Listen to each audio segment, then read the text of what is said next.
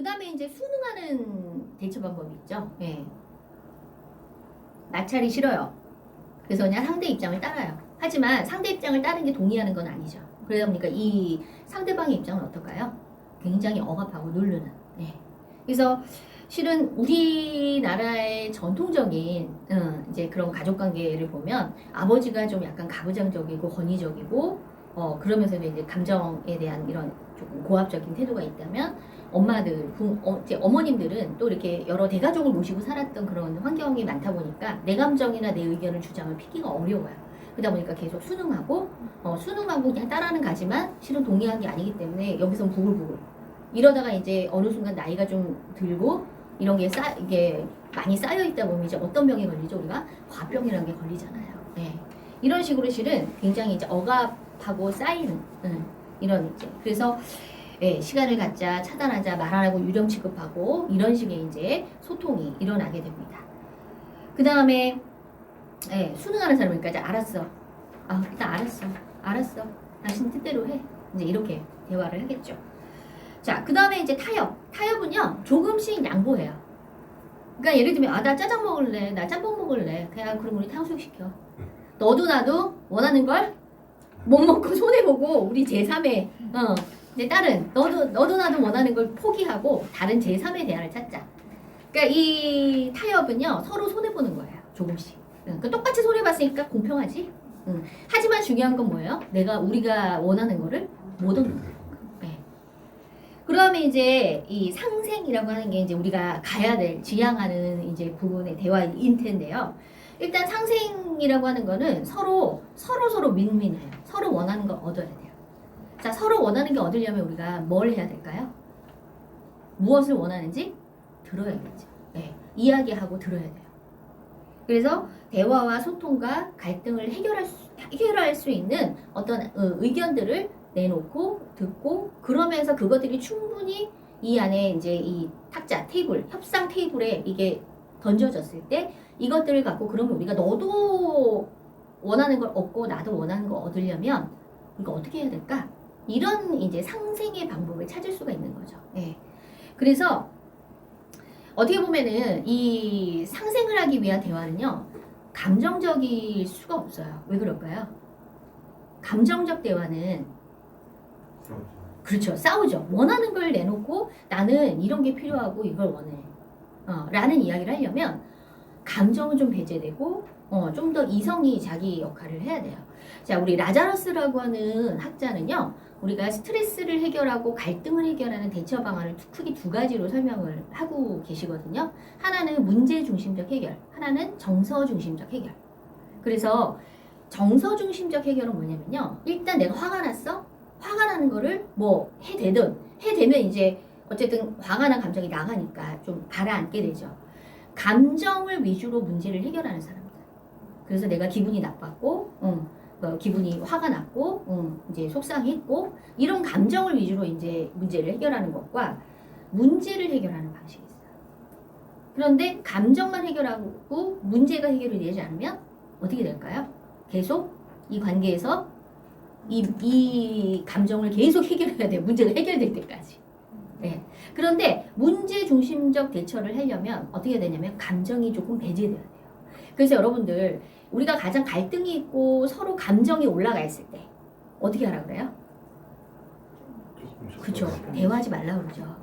제가 어제 무슨 영화를 봤냐면 결혼 이야기라는 영화를 한 편 봤거든요. 혹시 여러분 아세요? 들어보셨나요? 오래됐네요. 네, 외국 영화예요. 스칼렛 요한슨이 나오는 작년에 아카데미 시상식에 그 아카데미 시상식의 기생충 때문에 많이 보셨잖아요. 늘 거기서 많이 노미네이트가 됐던 영화인데 그걸 보면서 저거 한번 봐야지 이랬는데 제가 어제 드디어 봤죠.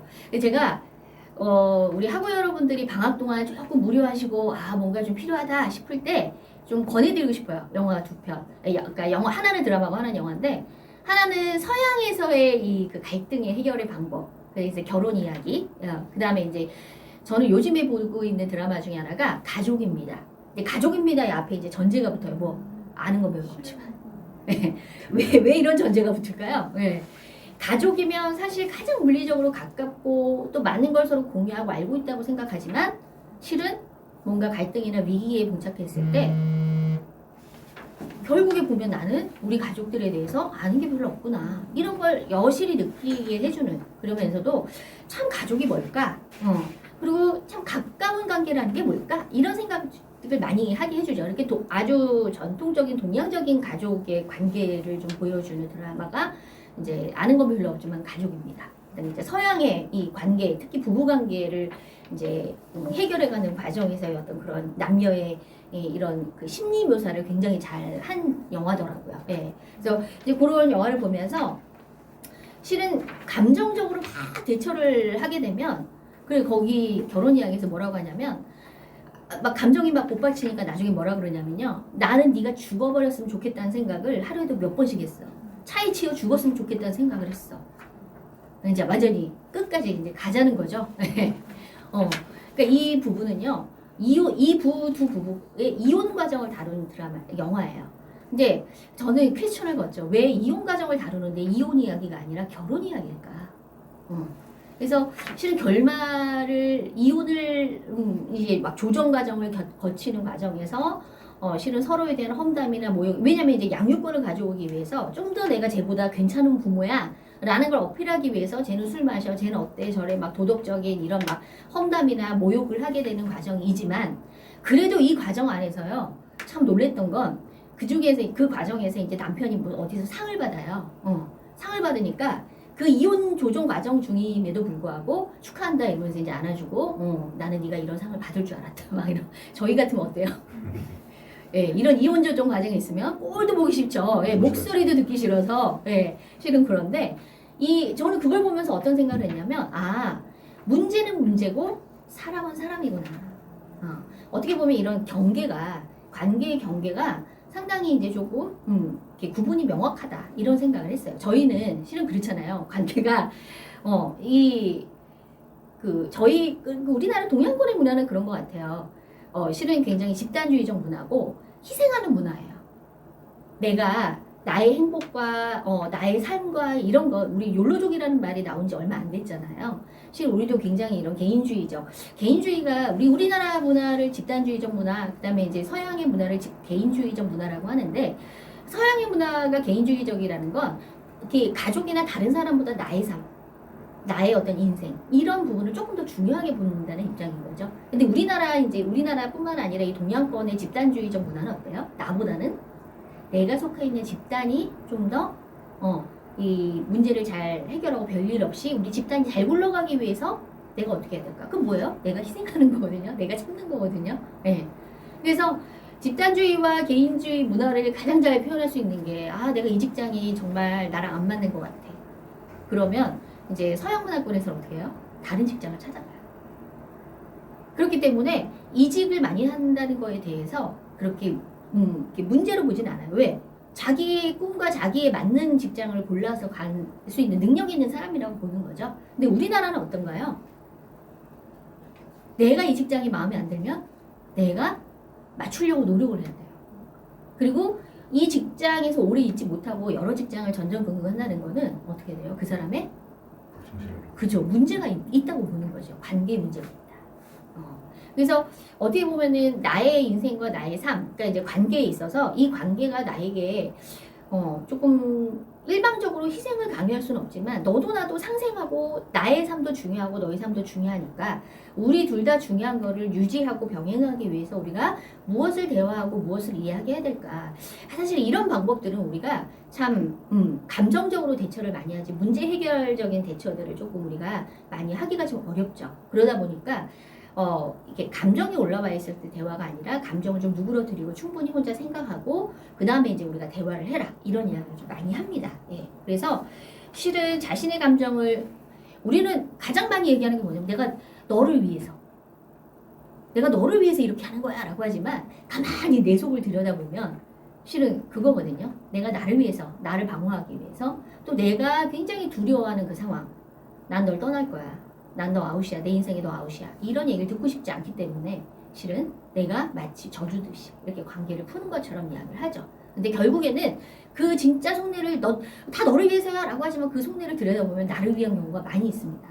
관계에서 실은 나에게 초점을 좀 더 두고 또 내가 지금 어떤 마음이고 어떤 상태고 어떤 것들을 쟤와 이야기를 해야 되는지가 충분히 정리된 다음에 그 다음에 이제 상대와 대화를 하셔야지 모든 상황을 넌 틀리고 나는 옳고 나는 널 위해서 지금 이렇게 하고 있는 거고 그러니까 넌 받아들여야 되고 이런 식의 이제 관점을 갖고 대화를 하면 이 대화에 한계가 있고 자꾸 부딪히게 되죠. 네.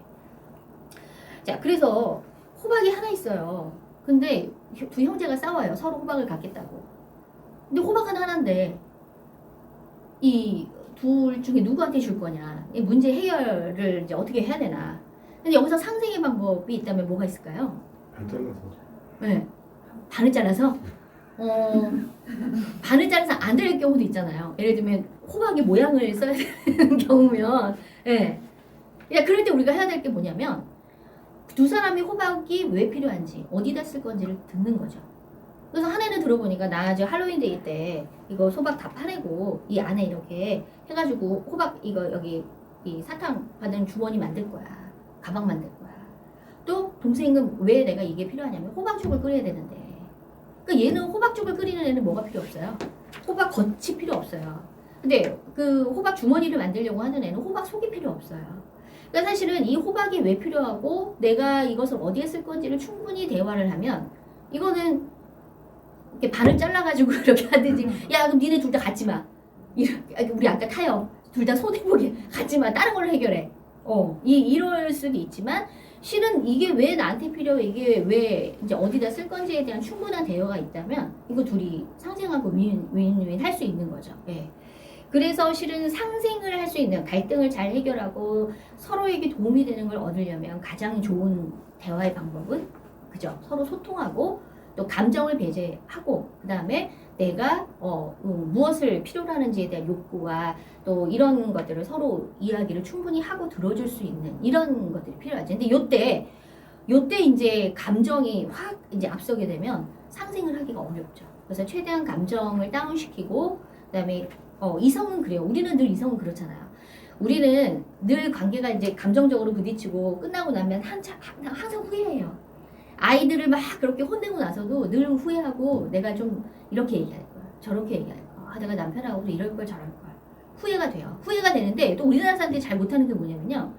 체면이 중요한 문화예요. 그러다 보니까 어때요? 내가 잘못한 게 있어도 그죠? 잘못했다고 말하기가 힘들어요. 그러다 보니까 어때요? 계속 미안하다, 잘못했다라는 말을 이렇게 뱉기가 어려워요. 그러니까 이제 관계 회복이 시작이 어렵죠. 제가 이제 어제 제가 아는 분께 어떤 이야기를 들었는데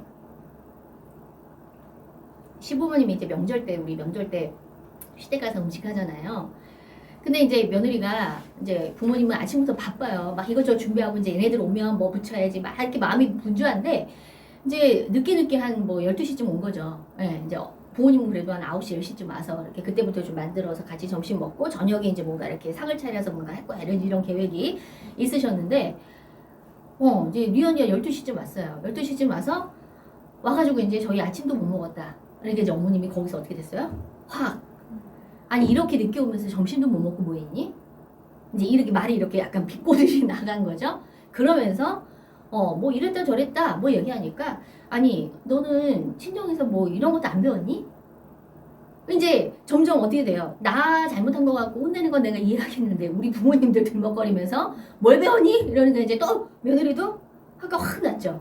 가지고 어쨌든 그날 하루는 굉장히 포커페이스를 하고 눌러가면서 참고 왔는데 이제 어떻게 해요? 그 다음부터 이제 남편한테 다다다다다 하고 남편이 또 어머니한테 다다다다 하고 어머니하고 남편하고 막 싸우고 그래서 이제 어머님이 며느리한테 전화하니까 안 받고 뭐 이제 이렇게 관계가 틀어진 거죠. 그러고 났는데 어쨌든 이제 이 남편이 어머니한테 다다다 한 건 뭐겠어요. 아니 우리가 좀 늦게 가 그럼 천천히 하면 되는 거죠. 어머니 그렇다고 너는 집에 친정에서 뭘 배워왔니? 이런 이야기까지는 할 필요 없었잖아요. 라고 얘기를 하니까 저놈 자식 아들놈이 키워가도 그냥 다 소용없어. 뭐 이런 것도 이제 그래서 아들한테 섭섭함도 있지만 내가 그래 그 말은 내가 좀 잘못했지만 내가 그랬기로써니 손 아랫사람이 그럼 늦게 왔다는 거 잘한 거야? 뭐 이러면서 이제 화가 나시고 막 이제 마음을 추스릴 수가 없어요. 근데 이제 어쨌든 일주일을 이렇게 보내시면서 이렇게 이제 얘랑 관계가 틀어지면 첫째 아들하고도 틀어질 것이고 그래도 첫째 맏아들인데 얘하고 틀어지면 안 되겠다 싶어가지고 어머님이 큰맘 먹고 이제 바리바리 반찬을 해가지고 네, 일주일 뒤에 이제 집을 가요. 그래서 큰며느리를 이제 가서 대화를 하시죠. 대화를 하시고 왔는데 사실 그 대화가 어땠을까요? 그래 내가 그렇게 얘기한 건 미안하다. 그래도 야 너는 이러면서 이제 미안하다는 앞에 조금 뒤에 이제 다다다다 그래도 네가 잘못한 거 아니니? 이 이야기가 조금 더 강하게 어필이 됐겠죠. 어쨌든 그렇게 하고 오셔가지고 이 어머님이 어떠셨을까요? 병이 나셨어요. 끙끙끙끙 앓으시는 거죠. 왜 앓으실까요? 네. 이 시어머님은 사과를 하러 가신 게 아니에요. 내가 이렇게 숙여서 먼저 갔으니까 뭐예요? 그렇죠. 어머니 저도 잘못했어요. 이 얘기를 듣고 싶었는데 이 얘기가 없었던 거죠. 네. 그러니까 실은 내가 이렇게 너한테 먼저 사과하러 갔다. 사과하러 갔으면 사과의 말이 얘한테 잘 전달이 됐는지 그리고 내가 이제 사과를 한 거에 대해서 이 아이가 받아들이는지 이런 부분을 하고 어쨌든 내가 사과를 하고 왔으니 이 아이도 좀 시간이 필요하겠지 라고 이런 마음을 갖고 계실 텐데 갔다 와서 오히려 병이 나셨다는 건 이거 누굴 위해서 가신 거예요? 그죠? 내가 손 윗사람으로서 어쨌든 내가 이렇게 숙였으니 너도 숙여? 근데 그게 이제 없었던 거죠. 그리고 이 어머님이 이런 마인드로 가셔서 대화를 하셨기 때문에 이 며느리에게 전달된 건 뭐였어요? 사과보다는 너의 잘못된 점을 더 지적을 하고 오셨다는 생각이 더 드니까 실은 사과받았다는 느낌이 안 들었겠죠. 예. 그래서 보면 실은 너를 위해서 그리고 내가 먼저 뭘 했다라고 하지만 실은 그 속마음을 잘 들여다보면 나름이야. 내 마음 편하기 위해서 내가 사과한 거고 내 마음 편하기 위해서 이런 거고 근데 우리는 그거를 참 포장을 잘하죠. 널 위해서. 내가 먼저. 이렇게. 그래서 우리 관계를 하실 때 또 대화를 하실 때 나의 마음을 잘 들여다보실 필요가 있어요. 좀 객관적으로.